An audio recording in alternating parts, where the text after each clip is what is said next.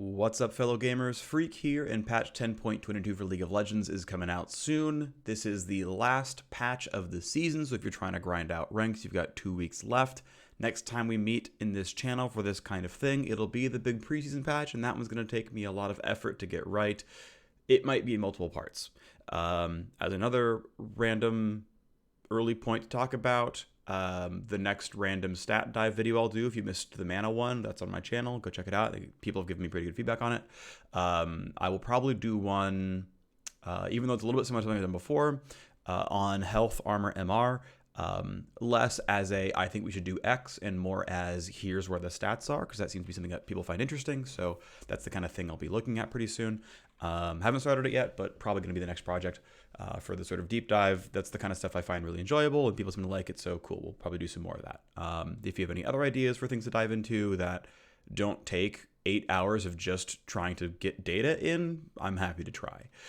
Anyway, let's move on to the fact that 10.22 is happening. Again, this is a solo queue focused patch. This is not going to affect Worlds or anything, or any other really competitive environment.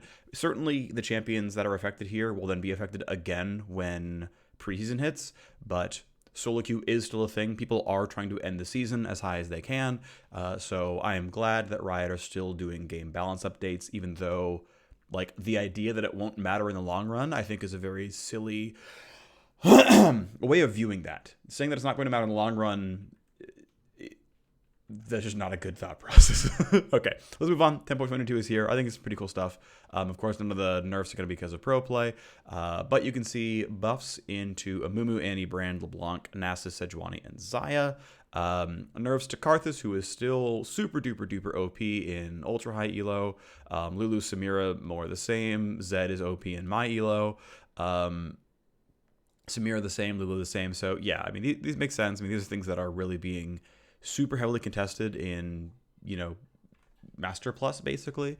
You can see here it's Diamond 2 to Challenger, but yeah, I mean, these are pretty correct to do. Zed and Samira are the number 1 and 2 bans in League of Legends.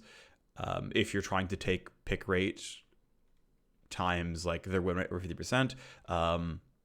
Again, I don't know. Pick rate doesn't have to be a determinant for OP, but anyway, I think there's some pretty good changes here, so that's good. The KDA all-out skins are coming. That's pretty sweet. We've got some updates to Ashe, Galio, and Jinx that are not specifically balance changes, so they are going to affect the power of the champions. Fair enough. Let's move on to the first one. Okay, so we have Amumu, and I like this actually a lot. Amumu's ultimate is now becoming a full stun. The meaningful interaction here is you are now also silenced, basically. You already couldn't move, you already couldn't flash, you already couldn't auto-attack. The difference is now that you cannot cast spells. You can cast summoner, you can still cast summoner heal and cleanse and whatnot, but flash is still gone, and now you can't cast spells. And ultimately, I think this is a good thing. Yes, it is a strict buff, of course. This now makes Mumu less of an anti-AD champion and more of a just better engaged tank, which I think is totally fine and worth doing. I am also a fan of just kind of cleaning up interactions and not giving Amumu a unique form of crowd control. That, personally, I just don't find interesting. I don't think it's the kind of thing you really plan around or build around anyway. So yeah, that's pretty meh. I'm ultimately just happy this is the thing. I think this is a positive for the game. So good stuff. Amumu is, as far as I can tell from last I've looked, Amumu is a pretty solid performer overall. Amumu will probably end up being quite strong, is going to be my read. I'm expecting him to be one of the stronger junglers. That said, you have to withstand getting invaded because Amumu is very frail and bad at fighting back in the early game, but it's a very good ultimate. It is the biggest stun in the game. I mean, that radius is gigantic. Should be a solid champion. I think it's okay. Next up, we have Annie, and Annie's getting an ability rework on Molten Shield. This was listed up there as a buff. This is, more of a rework than Flame Chompers. Like, Flame Chompers is an actual strict buff. This is a rework to an ability. So there's 3 parts to the ability, basically. One of which is getting changed, the other 2 are going to be interacting alongside it. Okay, so instead of being selfish damage reduction for 3 seconds, it is selfish or teammate shielding for 3 seconds, and it's a flat shield instead of percentage damage reduction. The shielding has an AP ratio, of course, on it. The movement speed buff, that's part of the shield. That's the second thing we're talking about. The movement speed buff is applied alongside the shield. Additionally, the damage return, though it's not mentioned here, I don't believe it's going away, the damage return on auto attacking will also be going to the target of your shield. Now, as best I can tell, the damage reduction turns off when the shield breaks. So based on the fact that this is the ability that you're going to most likely max last, at least in mid lane, maybe that changes, for support Annie. That's going to be a thing to think about, certainly, sure. But a 40-point shield is broken very, very quickly. In fact, a single auto attack will basically always break it, which means that you are only returning damage once to Jinx and then never again, compared to having a 13% damage reduction for 3 seconds and returning 10 plus AP ratio damage per auto attack for 3 seconds. Now, I want to be clear that the damage return is not a significant portion of the power budget. It's certainly nice. It can certainly help you with, tanking a minion wave, pressing E, and that way they, all lose 20 health, and maybe it helps your wave clear and whatnot. Yes, there's interactions here. But in general, I would say that provided that the damage reduction and the damage shielding are going to be doing equal heavy lifting, and we'll get to that in a second, but provided these are going to do equal amounts of heavy lifting, this is overall a nerf to the ability. Well, okay, let's just get into it, okay? It costs twice as much mana. The visual scales, that's nice. It will always cast on Tibbers, which is interesting. So that's kind of fun. So you get a second cast of it, which is interesting. 800 range shields, pretty solid. Cast going up. Okay. Also, it has a little bit of, if you're not casting on a person, it's going to self-cast instantly. I find this very weird. I know it's trying to help people who are used to just jamming E on Annie and getting it anyway. I don't like this, though, because I don't think any other shield works this way, where if you slightly miss your teammate, and yeah, okay, 225 distance is fairly large, but if you somewhat miss your teammate, I don't know, they flash, and then you press E, you didn't know they were going to flash, you just burn the cooldown on yourself. I really, really dislike this. I think this is a very, very silly idea. I think this is wrong. And I pretty strongly feel that way. It's not the biggest thing in the world, but this is the kind of thing that I could totally see a day 3 micro patch on. Because I think there's going to be a lot of negative feedback around this, around Annie's wasting their E because they're trying to shield a teammate and it wasn't working. Either way, let's go into the specifics of how this actually works, okay? My understanding is, let's go to the actual beginning of this. So my understanding is you're going to get the haste regardless. And again, it goes on Tibbers for free regardless as well. And that's obviously, a little bit relevant. But here is the equivalent damage reduction, okay? So basically, assuming you're going to take exactly this much incoming damage over the course of 3 seconds, 40 shielding is identical to 13% damage reduction. And to be clear, this is 308 damage after armor and magic resist, okay? So it's not just, a LeBlanc QW'd me at level 5, roughly. It's, I actually have 40 MR, so, if you have 40 of the, the base stat of armor or magic resist, then this is 40% higher, and it's more like 430. It's oh, okay. So in the real world, this is 430 incoming, tooltip DPS or tooltip damage, 308 in actual health loss, right? What would be 308 actual health loss makes a 40 shield identical to a 13% damage reduction. That's the math, right? It's 40 divided by 13%. It's very easy to do the math here. That's the number. And so, right, and it scales up pretty well. And this is pretty much why I'm pretty sure they picked these numbers and how aggressively they scale, is because the designer looked at what these numbers were and said, how can I get close to that, to something that feels reasonable? And we got here, right? Which, yeah, damage reduction as a stat hyperscales. The more you add 4% to, the more absurd the stat gets. So they had to start really low and end moderately high. So, this is really good job by the designer, picking numbers that actually make sense and kind of fit what this ability is actually doing. So, big thumbs up for me there. I love this part of the change, that yes, this ability needs hyperscale because DR hyperscales. And again, I want to really point out a big thing. You can put this on a teammate. Annie is not always the one getting hit. Annie can go give your, Ashe AD carry the shield, which can be meaningful. She can go and give it to the Maokai. And again, by the way, this shield, right, scales. I mean, so does % DR, to be fair. But this shield scales with armor and MR. If you do get this to several points in, it's 140 shielding plus your AP ratio plus stuff. One thing that is nice is there's an AP ratio of 0.4, which means if you have 100 ability power, which is pretty trivial, this is now an 80-point shield, right? And so every 100 AP is 40 more points. So if you're 100 and let's go with solid mid game 200 AP on Annie, right? This is a 120-point shield. That is not garbage. And I want to point out that 120-point shield, by the way, is, around here, which, compare that math basically, and this is like 800 or something, right? This is really, really, really, really good. So as you get more AP, this is even more beneficial towards the new version. But this is the number, right? This is the amount of damage you have to take for this ability to be better or worse. If you take less than 308 damage to your health bar, this shield blocked more damage than the old shield did. If you take more than 308 damage after armor MR over the course of 3 seconds, it is worse than damage reduction. And again, if you, and I want to point out as well, right, like, assuming you're taking like equal damage the whole time, right? So let's say you're taking 100 damage on 1 second, 100 damage on 2 seconds, 100 damage on 3 seconds.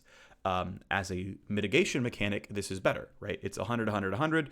It's under 308, so I took less damage. Good job, me. However, I took 100 damage, and then my shield broke, and so I'm not returning damage on second 2 or second 3. And so on that part of it, there is a bit of a nerf. So this is, generally speaking, it literally can't be better as a damage return mechanic. It can't be, because this always lasts 3 seconds and this doesn't always last 3 seconds. So, like, of course.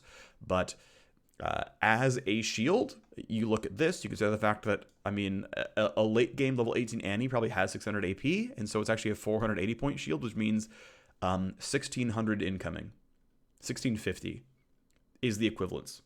It's like, well, yeah, we're probably not taking 1650 incoming in a lot of cases. So this is actually really good. This is actually very good against chip damage. Again, all the short trades, right? None of the short trades in the early game are over 308 damage. So yeah, you're going to get a lot of stuff here. That's going to be really pretty valuable. I believe overall this is a buff. Obviously, the fact that you can put it on a teammate is a really big buff. The fact that it always goes on a Tibbers is a really big buff. Like, that's pretty sick. So there's some strict buffs here. I would say this is overall, on average, stronger. So this is a pretty substantial buff to an ability. This has a chance of making Annie support a thing, where you probably max your shield first, you try to get some ability power, you try to go on from there. Your cooldowns, I think, don't change with rank on Q or W, or they barely do if they do at all. So you can be a stun bot while maxing shield, and that's going to be pretty good. I'm curious to see how good Annie support's going to be. All right, we're 2 champs in. Let's keep going. Ashe is getting a change where the arrows per volley scales. This is going to nerf her levels 1 through 4. And then at level 5, she's the same. And then at 7 and 9, she is buffed and buffed and buffed. Now, my understanding is the total cone width is identical. It's just how full that cone is. And I'm kind of curious what this is going to end up doing to her overall. One thing to point out is volley does not shotgun. And by shotgun, I mean multi-hits do not deal more damage. Multi-hits get absorbed. And so there are plenty of times where volley is getting absorbed anyway. This is not, in some cases, a strict damage upgrade. Because, multi-hitting the same person doesn't help. In fact, if you multi-hit them, you're losing that spot, and, you're not getting anything from the extra arrows anyway. But in general, on average, I believe this will buff Ashe. Volley has a very long cooldown in the early game. It also has a very expensive mana cost at 70, so pre-Essence Reaver and things like that. Like, by the time you have bought BF Sword, basically, and gotten back to base, you're about to hit level 5. And so once Volley becomes a meaningful contributor of damage and you're in team fight phases at all, this is a pretty big buff to the spell. I believe Ashe will be a top performer for AD carries in the new patch, and probably a source of a good amount of elo.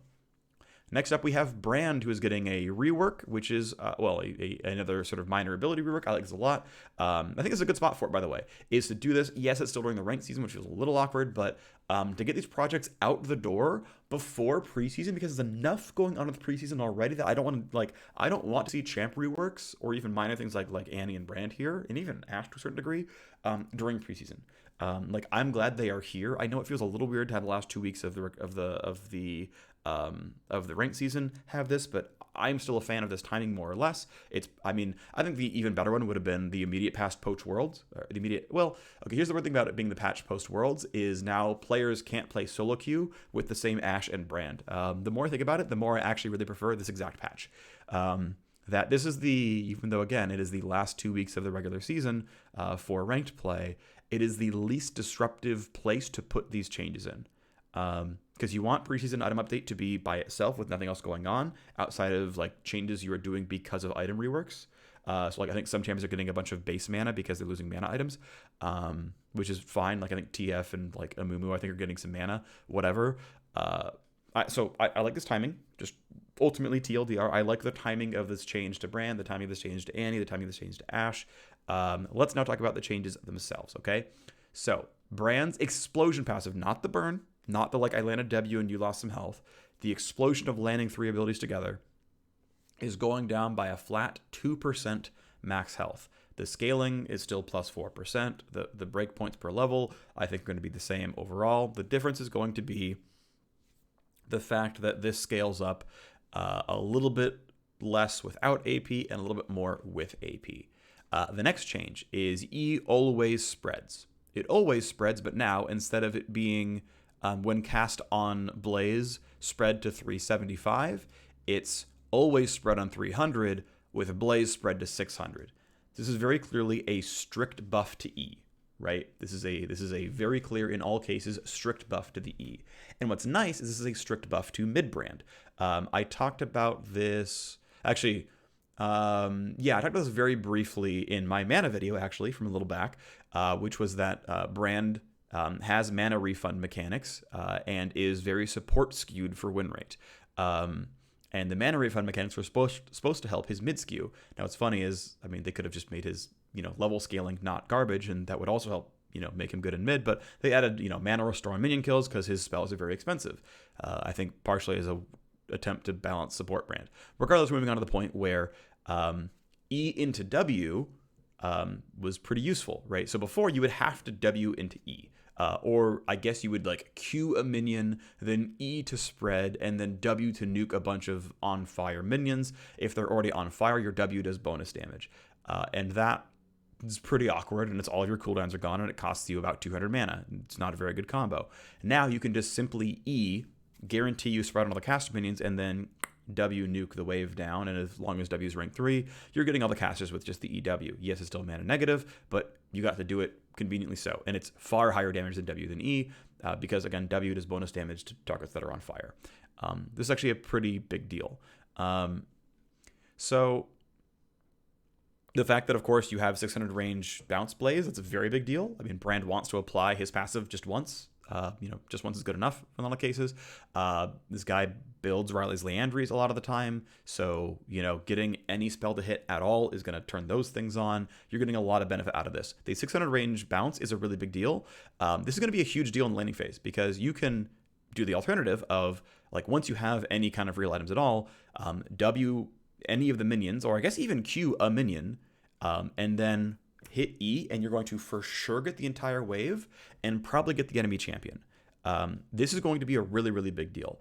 There is a chance that we have E max second and we have QE, like Q into max E, and that's how we're like harassing the enemy champion down. It's a possibility. Because what exactly do you do as the enemy, let's say LeBlanc? I'm not saying Brand's going to win the matchup, but what do you do as LeBlanc when he tells you you can't be in 600 range of your own minion wave? Do you get to play League of Legends like at all? Or is it just doomed? And it might just be doomed. Now, I don't know if this is going to break down or not.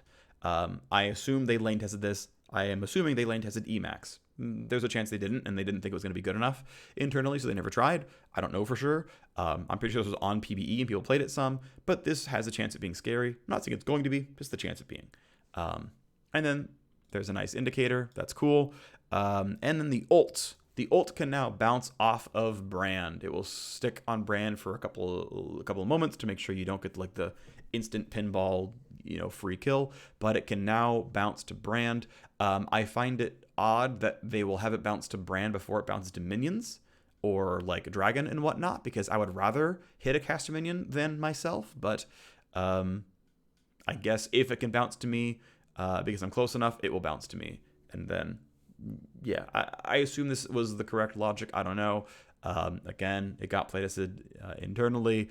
I am surprised they are picking Brand as the second choice. Again, yes, enemy chance being first choice is correct, of course, in all cases. But either way, this is going to be interesting. So let's go into the actual math of the Brand passive explosion damage.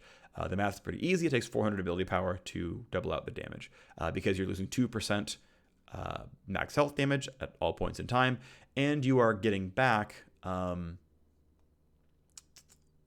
brain will work in a second, I promise. We're almost there, I think. Nope, come on. Come on, Phreak, you got this. I believe in you. You can do this. Right, so you're losing 2% of the max health damage, and then you're getting like 0.5% per 100 AP is the extra scaling, and the end of the day is it's 400 AP. My brain just shut off for a while there. I'm still not regular to the schedule. It's noon right now for me. This is functionally midnight for me from casting Worlds. We're 2 days into resetting it. We're getting there. I went to bed at 11 last night and woke up at 3. I then took some melatonin and went back to sleep. We're getting there. It's going to take some time. Let's move on. Either way, obviously a very, very big nerf to the early game. I mean, pretty substantially so. Leveling up doesn't really help this. I mean, it does because, 2% max health is, less of your damage budget the higher level you are. So it does mean a little bit less overall long term. But also keep in mind, you can't apply this without applying a regular spell in the first place. So there's even more kind of going into this math. In that, like, again, it has to actually, I have 3 regular spells plus passive burn and whatnot. But anyway, 400 AP, which is not realistically reached by support, but reachable by a farming mid laner. Also, one thing they could have done is space this out a bit more. They could have had this scale more with level. Maybe it's like 0.4% per rank up, or who knows what, or it's like a 1 full percent per 3 level. So it goes 4, 7, 10, 13, and that's when it hit 14%. There's things they could have done. There's other ways to push back to mid skew. I am, to be fair, a fan of linear scaling, so not going to be sad about 0.5 per level, but like there's a bunch of levers that they would have that aren't that hard to use to help push Brand towards mid. And I'm curious if we're gonna see any more follow up down the line, because wouldn't mind seeing Brand mid in the same viable spot as Brand support.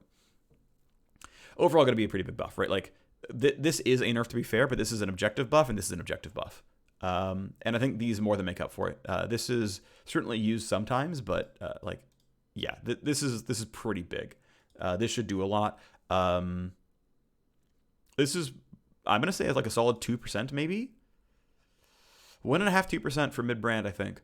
And for Brand support, it's gonna be kind of neutral. I don't think it's gonna be negative, but it's gonna be less important for Brand support for sure. Galio now has a minimum 250 dash distance from where you were when you pressed E, not from the dash back. So it's always going to go a fair bit forwards. I assume this is designers saying we think players make mistakes with Galio sometimes. We're going to make sure he has at least some kind of just guaranteed Galio dash. And then also just says, okay, hey, now we always know that Galio's going at least as far. That doesn't necessarily help, but at least you always know it's going that distance. Flame Choppers deals all damage up front. And Flame Choppers, by the way, I think it has 80 damage at rank 1 and scales to like 300 and maybe 300 plus. Jinx actually does a lot of damage. And the fact that over the course of 1.5 seconds, you can regen like 3 health, or maybe use Summon Heal in time or something. There is some degree of you might have lived because of the dot. This isn't I want to be clear, this isn't a huge deal. This, I think, is only really a big deal when it's closer to rank 5 of the ability and it actually does 300 damage in a big chunk, because this will actually help you not wasting an extra auto attack or your teammate wasting an extra spell. It will make it definitely more noticeable. The one thing that actually does the most, I'll be honest, the biggest thing for me here is actually minion killing. Now, I don't believe Flame Chompers will shotgun, but there's a chance it will. One of the things that I will do when we're shoving a wave in, and it's like, we're just going to shove the wave in the recall, is I will cast Flame Chompers in the minion wave. And it's either I will walk up to the side, so I'm kind of doing this, and I get one on the melees and one on the range and one in the middle for whatever kind of struggler there is, and then I get my nice damage burn and it saves me one auto attack, which saves me an auto attack. That's useful, right? I get to recall sooner, one rocket.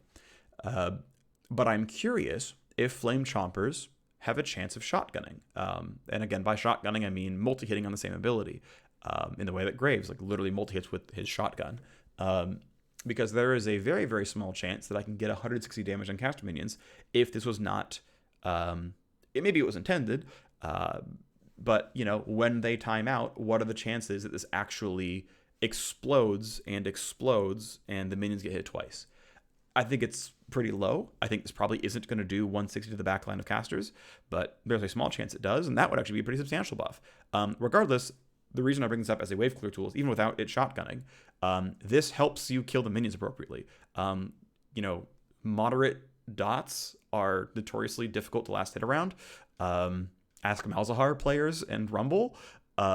But just doing a chunk of 80 lets me play around it pretty easily. If they were already at 70 health, it guarantees the Chompers actually get the last hit in the first place. I can get them down to 75 health. With Chompers on the board, I know I'll get it. I can back off and focus on the melees. There's some benefit there. Next up, we get Karthus losing a flat 5 damage on his Q. Here you go. It is a 10% damage cut in the early game. It is a 4% damage cut in the late game. Karthus is, of course, going to stack AP. In fact, the best Karthus builds go Luden's Echo. Or the best Karthus players, I should say, go Luden's Echo. I think Luden's is actually better than Archangel's. Obviously, Jungle Karthus is going Runic, but this is absolutely a pretty big hit to his early jungle clear in the fact that, you're doing 10 less damage per ISO Q, and Blue Buff has negative MR, and so that's 13-ish less damage per ISO Q, and that is a pretty big deal. It's 10% less damage in the ability. This is meaningful. This definitely matters. This will, in fact, hurt Karthus in all of his important roles, and yeah, he is, in fact, too reliable of a jungle, mid, and bot pick. He is incredible. He perma-shoves waves. He perma-clears camps. He is just outstanding. They made his E-mana refund reliable by letting you keep it on, which I think was a good choice design-wise. But Karthus is a champion where the E rank up is not important enough. What I would actually want to see happen here with Karthus, and to be clear, even though I love scaling by 5, maybe we can't quite do this here. I would like to see Karthus E be a bigger portion of his power budget, and maybe even Karthus W. Even showing really silly things like Wall of Pain has 10 ability power on rank up. Because at the end of the day, Karthus does not need to go past level 13. And the fact that his last ability just functionally doesn't have a real rank up. Yes, the slow gets better. Yes, the width gets better. There is some level of benefit to ranking Wall of Pain. But you max Q, and Q is most of your damage, and you're done at 9. And then you put some points in E, and it's yeah, it's fine. It's helpful, but, it's only some of the power budget. And even then, you're very often going Leandries, so just E is there just to trigger Leandries anyway. And then the W does absolutely nothing.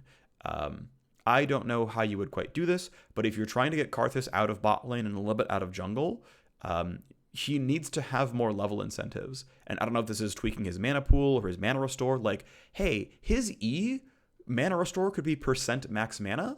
And considering his base mana pool is going to be 300-ish and his level 18 mana pool is 1,000-ish, even when E is ranked and maxed at 13, there are ways to nerf Karthus early game and Karthus permashove by just tweaking the restore values on E to where the rank 1 is weaker levels 1 through 7 and the rank 5 is weaker levels 13 through 15. And you can just find those numbers. Those numbers exist. It's just a math problem.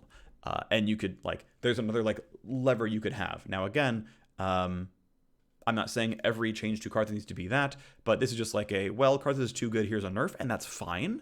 I don't have a problem with Karthus being OP and thus 5 damage comes off his Q, but if they want to reshape Karthus, you need to find a lever that, is a level scaler.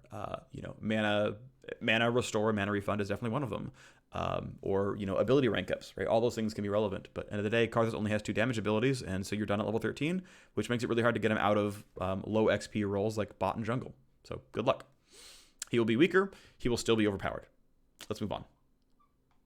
LeBlanc gets 20 mana cut off the E cost, 10 flat damage on E1, 10 flat damage on E2. So, of note, it used to be 40 to 120, then it was 70 to 230, so it like roughly doubled, roughly tripled, I should say. 50 to 130 becomes 80 to 240. It doesn't quite, because we're doing 10 flat, it doesn't, quite roughly triple, but here we go. Basically, you cannot get E2 without getting E1. So this whole part over here on the right-hand side is both halves of the E because it's not possible otherwise. So here's E1, just like I landed the skill shot and I got out. It is now 50 damage. It is a 25% damage increase. Great. This is not gigantic. It's not the reason you use the ability. 50 to 130 doesn't even triple in damage with rank up. This tends to be pretty rare to have an ability that so poorly scales with rank. That's fine. E1 is not meant to be that, but it goes to show that if you're only ever landing E1, yes, indeed, you shouldn't max this because the rank up is garbage. But we look at E2 and, 130 becomes 370. It, by the way, still doesn't even quite triple. Now, the base damage is 130, right? So the fact that this ability gains 80 damage maxing is not a lot, but this ability gains 240 when you max it, and that is a lot. So, still doesn't really change the fact that Q and W are the reliable tools, so of course you max them first. And a 10 flat damage add will never change your incentive to go max E. So we're still not going to see that happen. That's not really going to be the case. Technically, I think chains might have a cooldown incentive on rank up, but it still isn't enough, I think, to make you change your mind here and change your abilities around. Again, that's fine. This is not what we're going for. I don't think. It's just here's 10 to 20 flat damage in your combo. Here's just a minor LeBlanc buff at all points in time, because as soon as you rank E at level 3 or 4, you have it. Congratulations, you've got your tools. That's fine. Yeah, here's 10 to 20 damage in your E. Good job. Seems easy enough. We get a Lulu change. They are nerfing Lulu's Q rank up so that it is no longer as good. Basically, they're trying to nerf Lulu out of soul lanes. And I'm very happy that we have champions like Lulu and Karma with very obvious laning buttons and then very obvious support buttons. This is one thing I'm actually very, very happy about is Lulu as support maxes EW. I think it's E first and W second, but I think W first isn't that bad either. It's pretty close. But it got nerfed, so maybe not so much anymore. But she maxes Q last, because why would you max Q on support Lulu? Who cares? Realistically, you could try to be the poke support, of course, but people got better, and you can't just do that as easily so much anymore. That's fine. Karma's kind of the same way, right? Her Q is her wave clear tool. So what's nice is Riot has a very, very easy let's balance solo laning Lulu, because her Q is important in solo lanes and not important in support lane with rank up, right?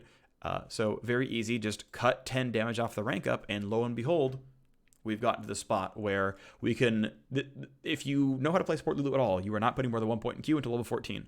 Level 14 Lulu is very late game, where 10 damage is not going to be relevant anyway, because who cares? The damage is way too high, right? So ultimately, yeah, this is a very easy balance lever. Here you go. Here is Glitter Lance damage. If you max it first, it is down pretty substantially so. If you max it last, it is not down to level 14. Pretty easy stuff right here. This is exactly the change you want to make. This is why I am a fan of the last couple of years worth of easy, just, turn one knob, flip one lever, balance changes, especially when they have such obvious, easy levers like these ones, which will hit solo Lulu and will not hit support Lulu. Good job. Next up, Nasus is getting an interesting sort of reshape here. And this is going to be interesting to see if it's a buff or a nerf overall, but gets more flat resists up front, does not get them over time during the ulti. Now, the ulti lasts 15 seconds. This is technically 15, 30, and 45 resis, just barely at the very end of the duration.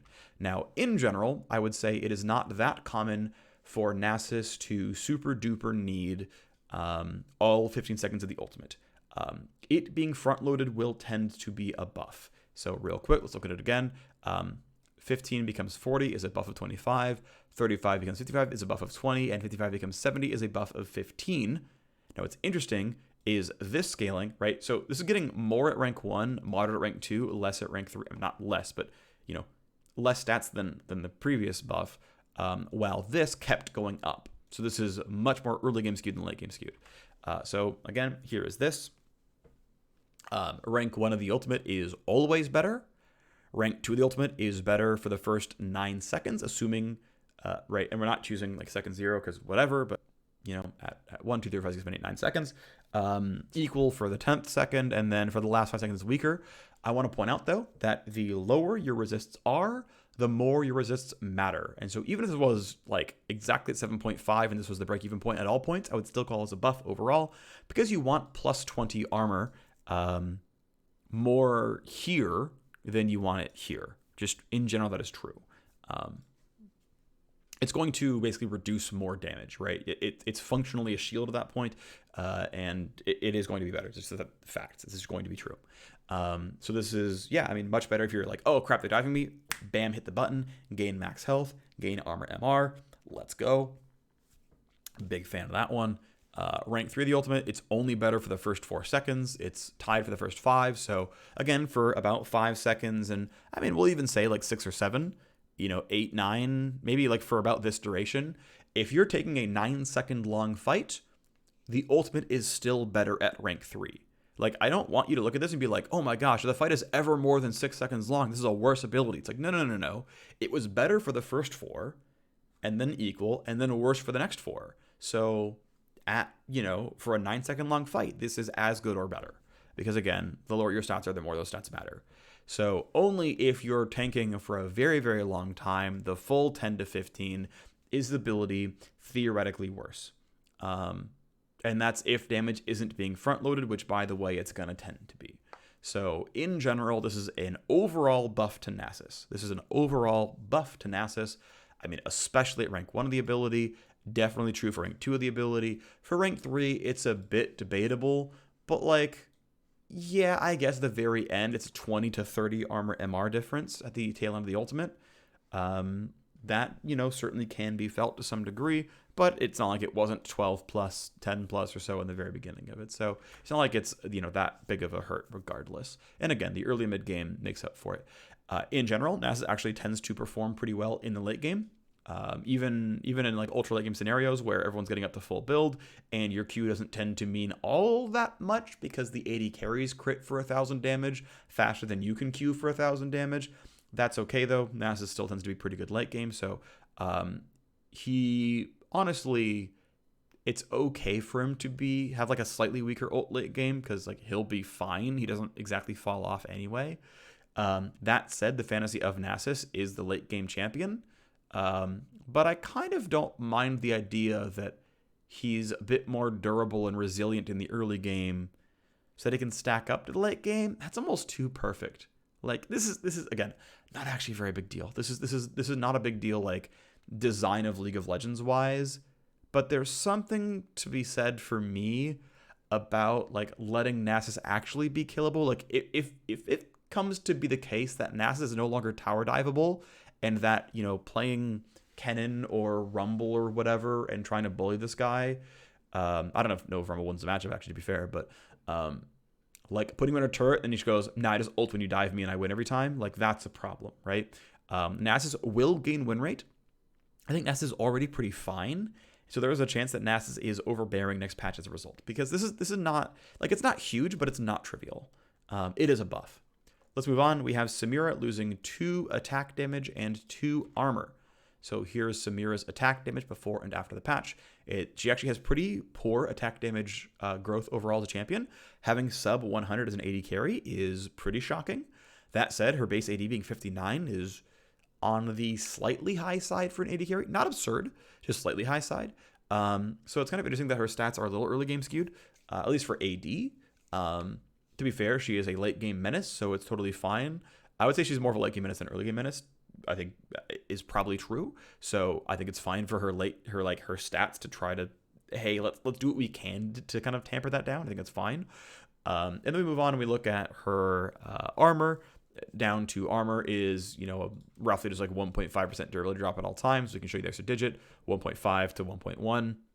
There you go. 1.6 to 1.1, I guess, technically, but yeah. To the tune of 1 and change % physical damage durability decrease. She has pretty standard AD carry armor. Plus or minus 2 is not going to change that very much. She's pretty normal here. I have nothing to really say about this. She's definitely slightly too strong. I don't mind base stat nerfs. I think as long as you're, in general, I would say that I am not a fan of outlier base stats. And so generally any time that you are within the middle 50% of base stats, I think moving within that area is totally fine. And in general, Samira is roughly in that spot. She's slightly outlier in attack damage as an AD carry, but I think that's one of the spots where it's like it's okay. Like attack damage is one of these stats where I am very happy with outliers, as long as they are like done with purpose. And I think Samira's an okay spot for that. Just a thought. Next up, we have Sejuani getting interesting, fairly large buffs. Now, again, I want to point out that buffs to ultimates tend to be perception buffs more than power buffs. And I know I talked about just a second ago Nasus being a really big deal, and it may not be, and I might talk myself out of it, but Sejuani's ultimate buff is 25 flat damage on short range Rs, but if you get a max range R, it does a whole lot more. Buffed by all of 50. Not exactly massive, and I may have... No.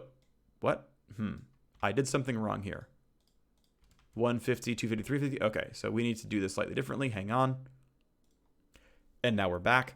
When I first read the patch notes, it might have been just too late at night, and I didn't realize what the numbers actually were. So, okay, base damage is up by 25, maximum damage up by 50. This is a very, very, very, very small deal.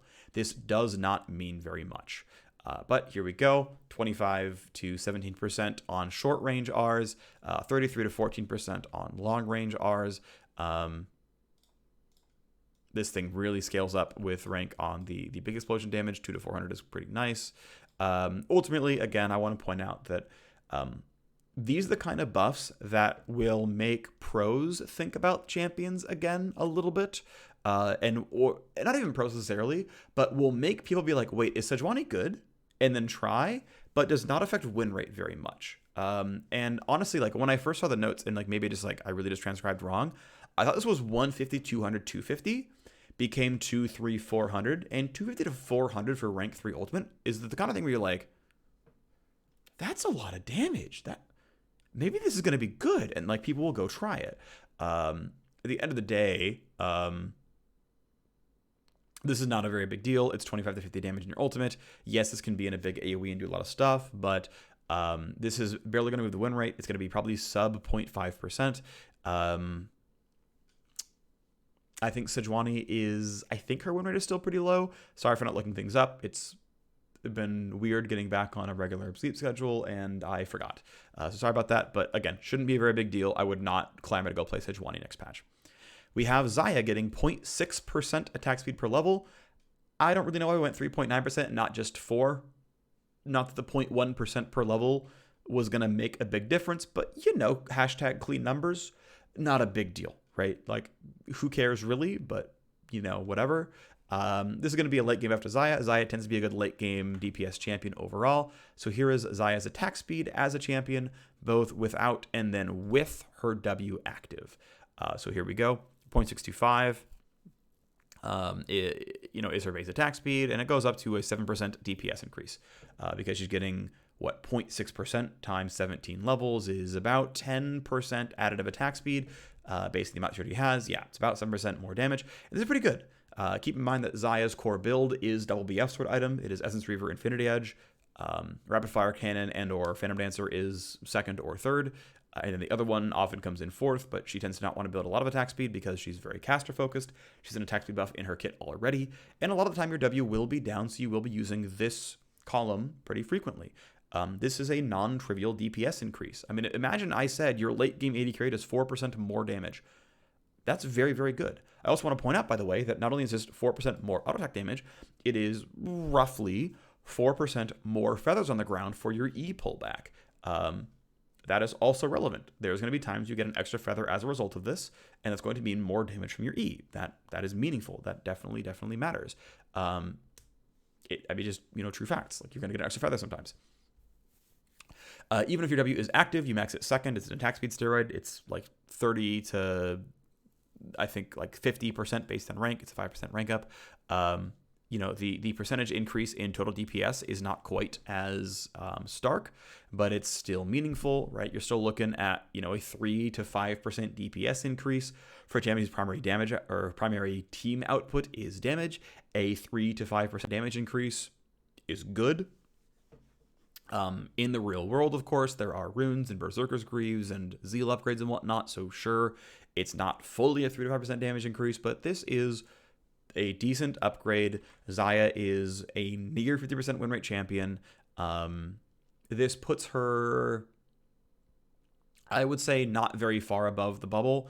Like, I think she's solid, or she's going to be solid, or remain solid. Like, I think she's okay, and she's going to be, like, maybe up to slightly good. I don't think she's a bad pick. She's not going to be the best champion of the patch. If you want to play Xayah, go for it. I think she's like slightly sub 50, and so sure, here's some buffs. I think it's totally reasonable, and so there we are.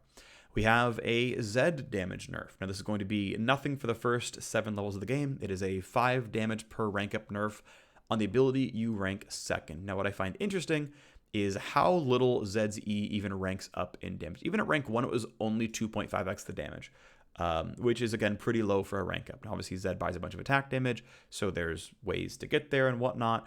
I know initial Zed, like, Season 3 era, E max was the way, and Riot had to really, really cripple the E rank up because just throwing the Shadow and pressing E was just guaranteed damage, and it made the laning really, really abusive, considering that it doesn't have a mana cost, it costs energy, which basically means it's up every time W is up, and you're never going to run out of resources.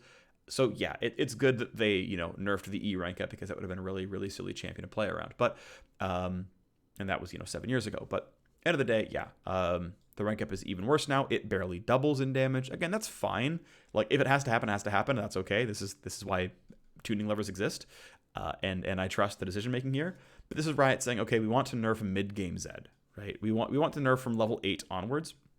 The first few levels are okay, is what they're saying. If they wanted to nerf Zed all game, they could just do 5 flat damage off the E, and that would be, a pretty moderate nerf for the very early living phase, and, still carry some weight throughout time.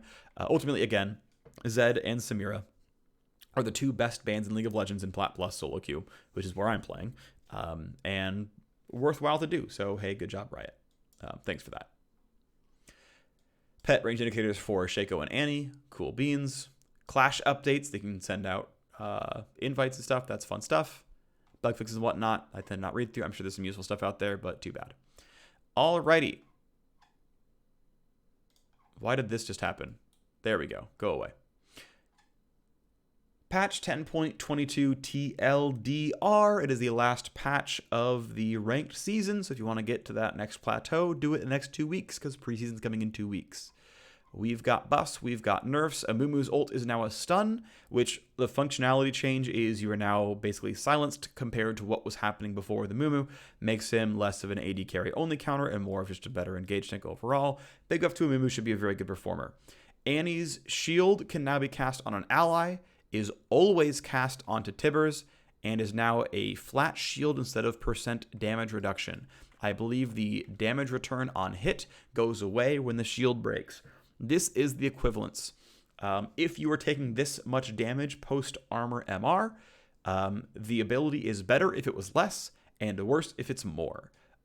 Keep in mind that this also has an ability power ratio, which is quite nice, which means you can double this power level, and this gets, better and better. Overall, it should be a buff to Annie, and it should make people consider support Annie as a possibility, maxing shield first and delivering a lot of good power. Ash Volley now scales number of arrows with rank. You cannot multi-hit and deal multiple points of damage to the same target, but you can, lose your volley by having a melee minion tank at all.